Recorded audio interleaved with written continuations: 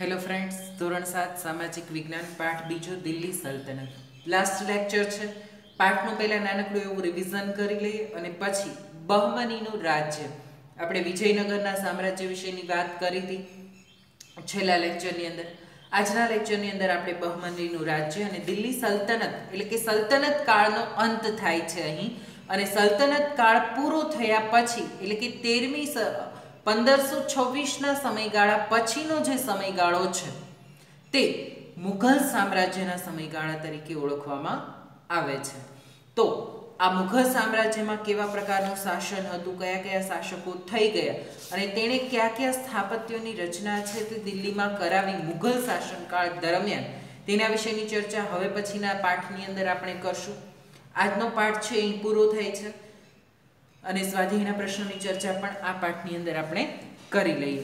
તો સૌથી પહેલા તો આપણે છે તે પ્રાચીન કાળથી જ દિલ્હી ભારતની રાજધાનીના કેન્દ્રમાં રહ્યું છે. રાજનીતિનું કેન્દ્ર, અત્યારે પણ રાજનીતિનું કેન્દ્ર, કેન્દ્ર શાસિત પ્રદેશ, આપણા દેશની રાજધાની દિલ્હી છે, બરાબર છે. આ રાજધાની છે તે પ્રાચીન સમયથી જ દિલ્હી ભારતની રાજધાનીના કેન્દ્રમાં છે તે રહેલી છે. 13મી સદીથી છે સલ્તનત કાળની સ્થાપના, દિલ્હી સલ્તનતની સ્થાપના થઈ, એટલે કે દિલ્હી છે તે 13મી સદીથી જાણીતું છે એ દેશમાં થયું અને સલ્તનતની સ્થાપના થઈ. 1206 થી 1526નો સમયગાળો છે તે સલ્તનત યુગ તરીકે ઓળખવામાં આવે છે, એટલે લગભગ 350 વર્ષ સુધીનો સમયગાળો છે. આ સમયગાળા દરમિયાન જુદા જુદા જે શાસકો થઈ ગયા તે શાસકો સુલતાન કહેવાતા હતા, બરાબર છે. એટલે દિલ્હીના રાજાના પદ ઉપર જે રાજા આવે તે રાજા આ સલ્તનત કાળ દરમિયાન તે રાજાને સુલતાનના નામથી ઓળખવામાં આવતો હતો. સૌથી પહેલા સલ્તનતનો પાયો નાખ્યો ગુલામ વંશે. 1206 થી 1290 સુધી આ ગુલામ વંશની સ્થાપના છે તે દિલ્હી પર રહી. શાહબુદ્દીન ઘોરીએ પૃથ્વીરાજ ચૌહાણને તરાઈના યુદ્ધમાં હાર આપી અને ત્યાર પછી દિલ્હી સલ્તનતની સ્થાપના થઈ. મહમ્મદ ઘોરીના ગુલામ કૌતુબુદ્દીન ઐબક માલમુક વંશનો હતો અને તેણે 5 વર્ષના શાસનકાળમાં સલ્તનત સત્તાને જાળવી રાખવાનો પ્રયાસ કર્યો. 1210માં પોલો રમત રમતા તેઓ ઘોડા પરથી પડી જતા તેમનું મૃત્યુ થયું અને કૌતુબુદ્દીન ઐબકના અવસાન બાદ તેનો જ ગુલામ જમાઈ ઇલ્તુત્મિશ તે છે તે સત્તા પર આવ્યો. તેને 4 પુત્રો હતા અને 1 પુત્રી હતી, પરંતુ પુત્રો છે તે સલ્તનત સંભાળી શકે તેમ ન હતા, એટલે કે સક્ષમ ન હતા. પુત્રો કરતાં દીકરી છે તે વધારે સક્ષમ હતી રાજ્યનો કારભાર સંભાળવા માટે અને એટલા માટે જ તેની પુત્રી છે તેણે રાજ્યનો કાર્યભાર છે તે સંભાળ્યો અને દિલ્હી સલ્તનતની સ્થાપના કરી. રઝિયા સુલતાન દિલ્હી સલ્તનત પર પ્રથમ મહિલા શાસક થઈ ગયા. તેમના મહિલા શાસક તરીકે તેમની સ્વીકૃતિ છે તે લોકો ન કરી શકે, અંદરો અંદર પણ કાવતરા ઘડવામાં આવતા હતા અને ત્યાર પછી તેમનું મૃત્યુ થયું અને ત્યારબાદ તેમના ભાઈ છે તેમણે આ શાસન છે તે સંભાળ્યું, પરંતુ યોગ્ય શાસન ન કરી શકતા ખિલજી વંશનું શાસન આવ્યું. જલાલુદ્દીન ખિલજીએ ખિલજી વંશના શાસનની શરૂઆત કરી અને 6 વર્ષના શાસન બાદ અલાઉદ્દીન ખિલજી ભારતના શાસન પર આવ્યો. તેણે દાગ અને ચહેરા પદ્ધતિ છે તે દાખલ કરી. આ બધા વિશેની ચર્ચા આપણે આગળ કરી છે. ખિલજી વંશ અલાઉદ્દીન ખિલજીના સમયગાળા દરમિયાન આમીર ખુશરો થઈ ગયા, જેણે કિરાતુલ સદાયન, આસિકા નૂર અને જેવા સાહિત્ય છે તેની રચના કરી હતી. ત્યારબાદ તુઘલક વંશની સ્થાપના થઈ. મોહમ્મદ બિન તુઘલક જેમણે તુઘલક વંશની સ્થાપના છે તે કરી. ફિરોજ શાહ તુઘલક ત્યાર પછી આવ્યા. આ તુઘલક વંશની સ્થાપના દરમિયાન તેઓના જે રાજાઓ હતા તે એટલે કે સુલતાનો, તેમણે કેટલીક યોજનાઓ અમલમાં મૂકી હતી, પરંતુ આ દરેક યોજનાઓમાં સંકલનનો અભાવ હતો અને એક પણ યોજના છે તે સફળ થઈ શકી નહીં અને એટલા માટે જ તુઘલક વંશની આ દરેક યોજનાઓ અથવા તો તેઓના રાજાઓ તરંગી યોજનાઓ તરીકે તેને ઓળખવામાં આવે છે. અને તૈમુર લંગે દિલ્હી પર આક્રમણ કર્યું અને ફિરોજ શાહ તુગલક છે, એટલે કે મોહમ્મદ તુગલકના ભાઈ, પિતરાઈ ભાઈ ફિરોજ શાહ તુગલક તે સમયે દિલ્હીની સત્તા પર હતા અને દિલ્હીની સત્તાને તેમણે હચમચાવી નાખી. તુગલક વંશના શાસન બાદ સૈયદ વંશ અને લોદી વંશ છે તેણે દિલ્હી પર શાસન કર્યું. આ દરેક સલ્તનત કાળ દરમિયાન શાસન વ્યવસ્થાના કેન્દ્રમાં કોણ હતું? તો શાસન વ્યવસ્થાના કેન્દ્રમાં સુલતાન હતો, એટલે કે સુલતાનની પાસે સમગ્ર સત્તા હતી. શાસનમાં પછી તેઓ છે તેનો મુખ્ય પ્રધાન વજીર કહેવાતો હતો અને અન્ય મંત્રીમંડળની પણ તે નિમણૂક કરતા હતા કે જેઓ રાજ્યના જુદા જુદા વિભાગો છે તે લોકોને સોંપવામાં આવતા હતા અને તે વિભાગો પર દેખરેખ રાખવાનું કાર્ય તેઓ કરતા હતા. દિલ્હી સલ્તનતની સ્થાપના છે તે 3 વિભાગમાં વિભાજિત થયેલી હતી, જેમાં કેન્દ્રીય શાસન એટલે કે દિલ્હીથી મુખ્ય શાસન કરવામાં આવતું હતું તે, બીજું પ્રાંતીય શાસન. પ્રાંતીય શાસનમાં જુદા જુદા આપણે જેમ અત્યારે રાજ્યો છે તેમ જુદા જુદા મોટા વિસ્તારો હતા, તે પ્રાંત છે તે જાગીરમાં વહેંચવામાં આવતા હતા. અને ત્યારબાદ હતું સ્થાનિક શાસન, જેને પરગાણા કહેવામાં આવે, બરાબર છે. તો સ્થાનિક શાસન છે તે પ્રાંત નીચે સ્થાનિક શાસન એટલે કે જુદા જુદા ગ્રામ પંચાયતના ને એના બધા શાસનો છે તે ચાલતા હતા. તેના કેન્દ્રમાં હતું કેન્દ્રીય શાસન, એટલે કે દિલ્હીથી આ સમગ્ર શાસનનું વહીવટકામ છે તે કરવામાં આવતું હતું. દિલ્હી સલ્તનતની સ્થાપનાથી ભારતમાં ભારતીય ઇસ્લામિક શૈલીના સ્થાપનાનું નિર્માણની શરૂઆત થઈ. સ્થાપત્ય કલા એટલે કે તેઓએ અનેક ઇમારતો બંધાવી, પણ આ ઇમારતો છે તે કેવી શૈલીમાં બંધાયેલી હતી? તો ઇસ્લામિક શૈલીમાં આ ઇમારતો છે તે બંધાયેલી હતી. જે ઇમારતોની અંદર દિલ્હી સલ્તનતના સમયગાળા દરમિયાન કિલ્લાઓ, મસ્જિદો, મકબરાઓ, મકાનો, બગીચા, મિનારાઓ વગેરેની રચના છે તે થઈ. જુદા જુદા શાસકોએ જુદી જુદી ઇમારતો છે તે રચાવી, જેમાં મિનારામાં કૌતુબુદ્દીન ઐબક દ્વારા છે તે દિલ્હીની અંદર કુતુબ મિનાર બનાવવામાં આવ્યો, જેના વિશેની ચર્ચા આપણે કરી છે કે કૌતુબુદ્દીન ઐબકના મૃત્યુ બાદ તેના જમાઈ ઇલ્તુત્મિશે તેનું કાર્ય પૂર્ણ કરાવ્યું, પરંતુ તેના સસરાના નામ પરથી જ તે ઇમારતને કુતુબ મિનાર તરીકે છે ખ્યાતિ પામી. ઢાઈ દિન કા ઝોપડા જે એક મસ્જિદ છે, કૌતુબુદ્દીન ઐબક દ્વારા જ આ મસ્જિદનું પણ નિર્માણ છે તે કરાવવામાં આવ્યું હતું. તેમના જમાઈ ઇલ્તુત્મિશ દ્વારા હોજે શમી ઈદગાહ અને જુમા મસ્જિદનો સમાવેશ થાય છે, જે તેમણે રચાયેલું સ્થાપત્ય છે તેમાં તેનો સમાવેશ કરવામાં આવ્યો છે. ખલજી વંશ અલાઉદ્દીન ખલજીએ બંધાવેલ અલાઈ દરવાજા નામનો પ્રવેશ દ્વાર, દિલ્હીમાં જે આવેલું છે અલાઈ દરવાજા નામનો પ્રવેશ દ્વાર તેમણે બંધાવ્યું. સીરી નામનો કિલ્લો તેમણે બનાવ્યો અને સીરી નામના કિલ્લા પરથી જ તેણે સીરી નામનું નગર વસાવ્યું. તે ઉપરાંત તેમણે હોજે ખાસનો સમાવેશ થાય છે.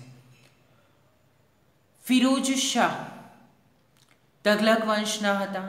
તેમણે હિસાર, જૌનપુર, ફિરોજપુર, ફતેહબાદ વગેરે નગરો વસાવ્યા હતા. આ સમયગાળા દરમિયાન દિલ્હીમાં અનેક કિલ્લાઓ, મસ્જિદો, તળાવો, મકાનો, મહેલો, સ્નાનાગારો, મકબરાઓ, પુલો, સરાઈઓ, બગીચાઓ વગેરેનું નિર્માણ થયું હતું. અને આ રીતે દિલ્હી સલ્તનત છે, સલ્તનત કાળમાં છે તે આ બધા જ સ્થાપત્ય કલાનો વિકાસ છે તે થયો હતો. ત્યારબાદ દિલ્હીની સાથે જ તુઘલક વંશનું જે શાસનકાળ ચાલતું હતું તે સમયગાળા દરમિયાન તુઘલક વંશના શાસકો છે તેમાં તૈમૂરનું આક્રમણના કારણે સ્થિતિ છે તે વધારે વણસી ગઈ હતી અને આ સમયગાળા દરમિયાન હરિહર રાય અને બુક્કારાય વિજયનગરનું સામ્રાજ્ય છે તે 1326માં તુંગભદ્રા નદીના કિનારે પોતાની રાજધાની વિજયનગર છે તે બનાવ્યું. પહેલા છે તે વિજયનગરને વિદ્યારણ્ય તેમના ગુરુજી છે વિદ્યારણ્યના નામ પરથી વિદ્યાનગર નામ છે તે આપવામાં આવ્યું.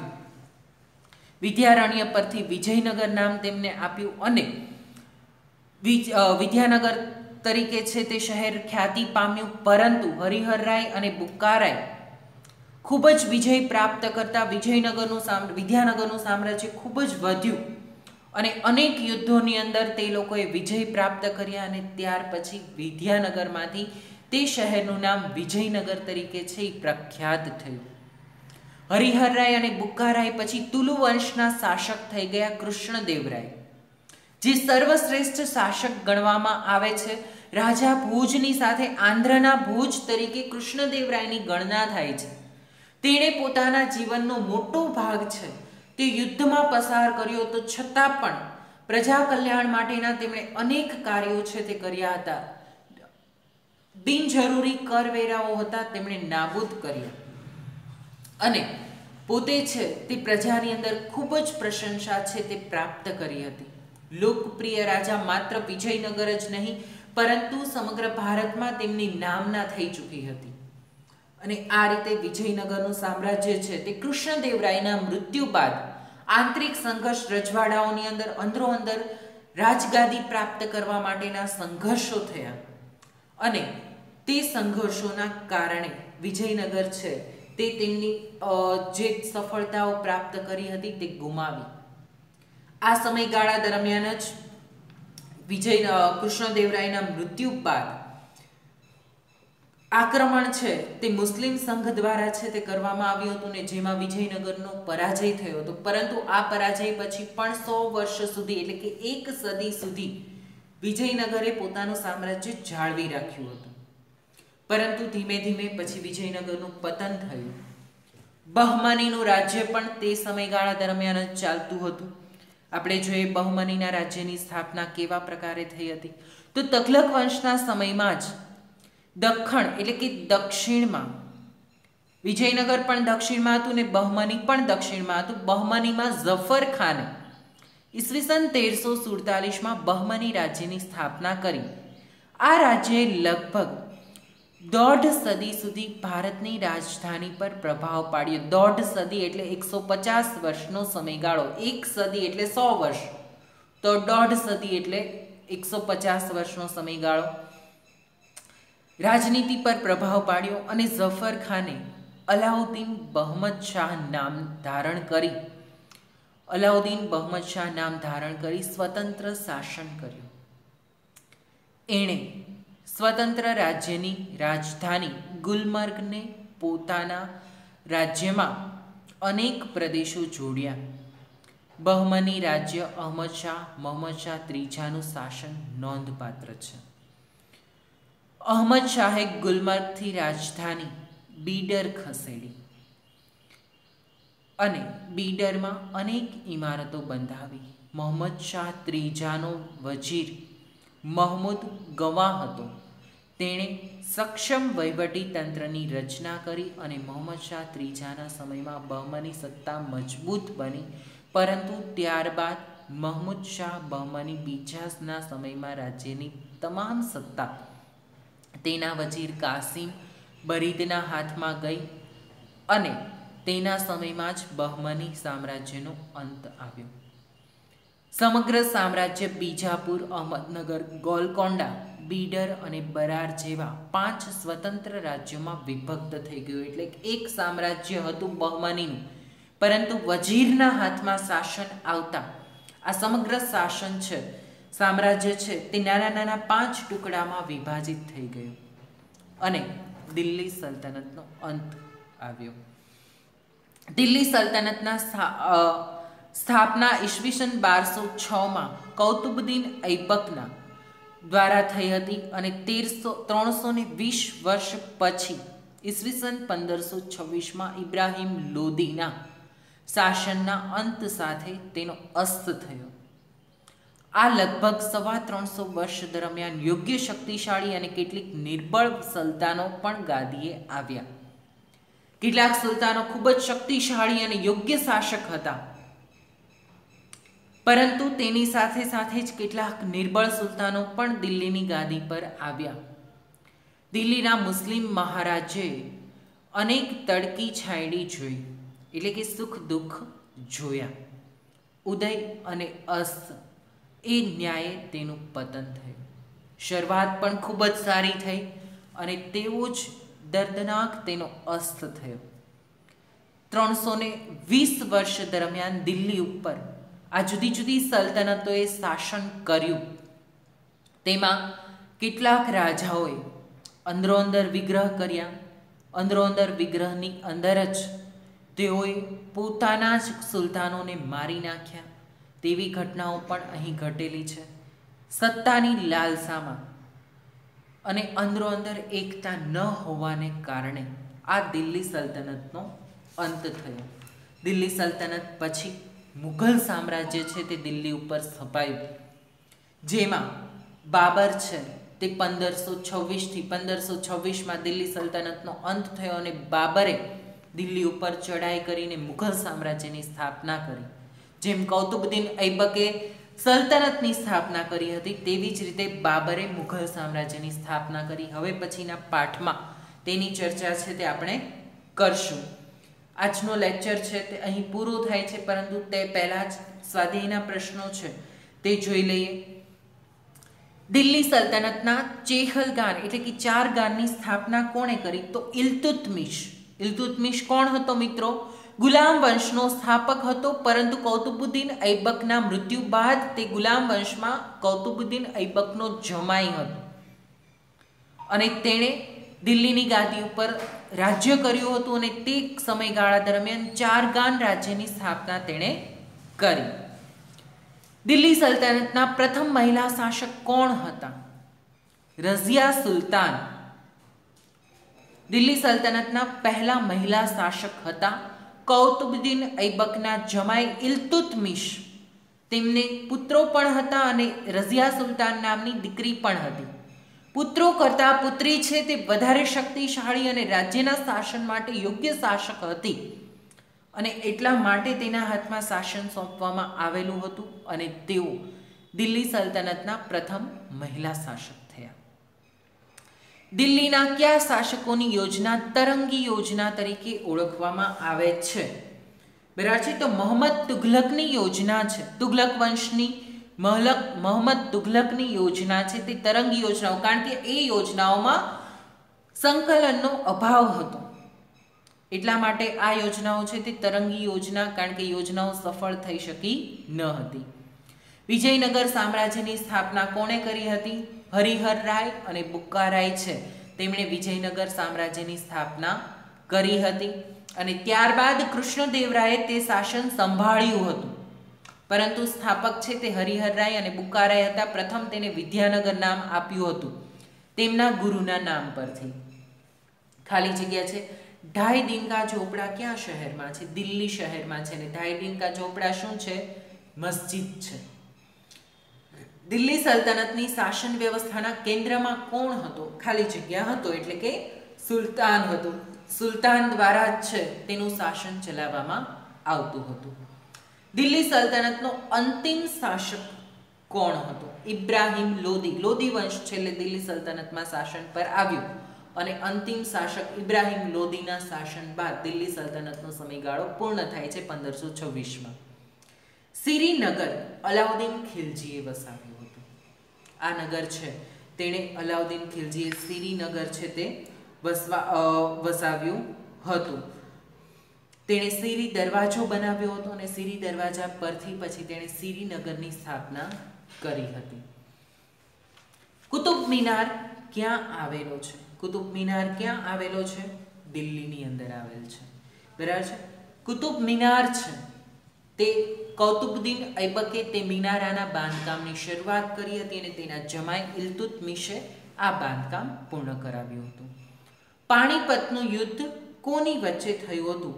ઇબ્રાહિમ લોદી અને બાબરની વચ્ચે 1526માં પાણીપતનું યુદ્ધ છે તે નિર્ણાયક યુદ્ધ હતું. બાબરની જીત થઈ હતી તેમાં અને પાણીપતના યુદ્ધ પછી સલ્તનત કાળનો અંત આવ્યો અને મુઘલ સામ્રાજ્ય દિલ્હીમાં શરૂ થયું. ઇબ્રાહિમ લોદી અને બાબરની વચ્ચે પાણીપતનું યુદ્ધ થયું હતું. અલાઈ દરવાજાનું નિર્માણ કોના સમયમાં થયું હતું? અલાઉદ્દીન ખિલજીના સમયમાં અલાઈ દરવાજો છે તેમણે નિર્માણ કરાવ્યું હતું. બહમની રાજ્યની સ્થાપના કોણે કરી હતી? ઝફર ખાન. તેમણે બહમની રાજ્યની સ્થાપના છે તે કરી હતી. નીચેના પ્રશ્નોના ટૂંકમાં જવાબ આપો. તુઘલક સમયગાળા દરમિયાન દિલ્હીની આસપાસ કયા કયા શહેરો છે તે વસાવવામાં આવ્યા? તો તુઘલક શાસન દરમિયાન દિલ્હીની આસપાસ તુઘલકાબાદ, ફિરોઝાબાદ, હિસાર, જૌનપુર, ફિરોજપુર, ફતેહાબાદ વગેરે નગરો છે તે વસાવવામાં આવ્યા. સલ્તનત સમયના સ્થાપત્યોનું વર્ણન કરો. સલ્તનત કાળ દરમિયાન જે સ્થાપત્યો થયા તેમાં દરમિયાન કિલ્લાઓ, મસ્જિદો, મકબરાઓ, મકાનો, બગીચાઓ, દરવાજા, મિનારાઓ વગેરે સ્થાપત્યો છે તે સલ્તનત કાળ દરમિયાન તૈયાર થયા હતા. કૃષ્ણદેવરાય વિશે નોંધ લખો. આપણે કૃષ્ણદેવરાય વિશે ઘણું ખરું ભણી ગયા છીએ. તુલુ વંશના શાસક તરીકે કૃષ્ણદેવરાય સર્વશ્રેષ્ઠ સ્થાપક રાજા હતા. તેમના જીવનનો મોટા ભાગનો સમય તેણે યુદ્ધમાં છે તે પસાર કર્યો હતો, છતાં પણ પ્રજા કલ્યાણના અનેક કાર્યો તેમણે કર્યા હતા અને તેના લીધે તે સમગ્ર ભારતમાં લોકપ્રિય શાસક તરીકે સ્થાપિત થઈ શક્યા, નામના પ્રાપ્ત કરી હતી. આંધ્રના ભુજ તરીકેની પણ નામના છે તેમણે પ્રાપ્ત કરી હતી. આ પ્રકારેની નોંધ છે એ તમારે લખવાની છે. આ સાથે જ આ પાઠ પૂરો થાય છે. ફેરબુકની અંદર તમારે સ્વાધ્યાયના દરેક પ્રશ્નો છે તે લખવાના છે. આજના લેક્ચરનું હોમવર્ક નથી, કારણ કે ફેરબુકમાં તમારે આખો સ્વાધ્યાય છે તે લખવાનો છે. હવે પછી આપણે બીજો પાઠ છે તે શરૂ કરશું. આપણો છે તે 4 પાઠ પૂરા થયા છે, જેમાં ઇતિહાસના 2 પાઠ, ભૂગોળનો 1 અને નાગરિક શાસ્ત્રનો 1 પાઠ છે તે આપણે ભણ્યા. હવે પર્યાવરણના ઘટકો અને તેની સાથેના આંતર સંબંધો તે પાઠ છે તે આપણે શરૂ કરશું નેક્સ્ટ લેક્ચરથી. ત્યાં સુધી રાખીએ છીએ. Thank you.